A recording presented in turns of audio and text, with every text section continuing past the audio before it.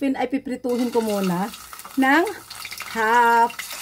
Kasi mas masarap at mas malasa ang isda na sinigang sa miso kapag ito ay piniprito. Sana ganon din kayo. At kung hindi pa naman din, subukan din ninyo. At iba ang lasang malalasahan ninyo. At ayan, pwede na yan. Hanguin na natin yung mga luto na. Hindi mo kailangang lutong-luto siya kasi lulutuin pa naman ulit. Oh, looks yummy, diba?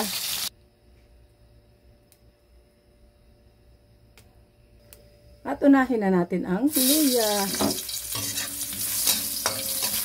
Gisa-gisa luya. Isunod natin yung bawang. Siyempre, sibuyas na rin. At pati na rin yung kamatis. Ayan. Ayan, gisa-gisa lang muna natin yan, guys. Hanggang sa maluto sila. Kayo ba ginigisa rin ninyo yung sinasama nyo rin sa paggisa yung miso ninyo? Sabagay, kahit hindi naman, pwede naman. Depende na lang sa inyo kung anong gusto nyo style. Ako sinasama ko siya ng konti dyan para na nagigisa-gisa pa siya. Lagyan na natin ng sabaw. Yung pangalawang hugas bigas. Ayan.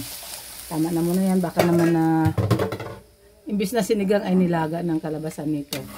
Ayan, at hintayin natin muna siyang kumulo, guys. Pakukuluin na naman natin siya ulit. At dahil kumulo na nga siya, itambog na natin yung ating pritong isda. Ayan.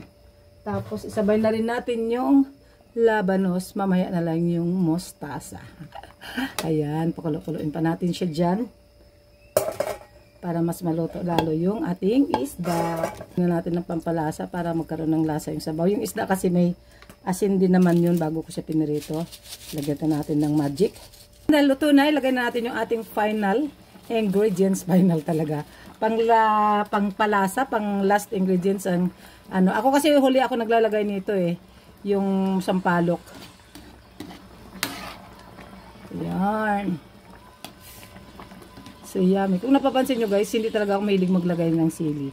Kaya ako mahilig sa sili Ayay. Kasarap. Tikiman natin. Tikiman portion na. Tikim nyo nga, guys, kung saktong lasa. At ayan lang, guys, maraming salamat po. God bless us all and Jesus loves you and I love you too.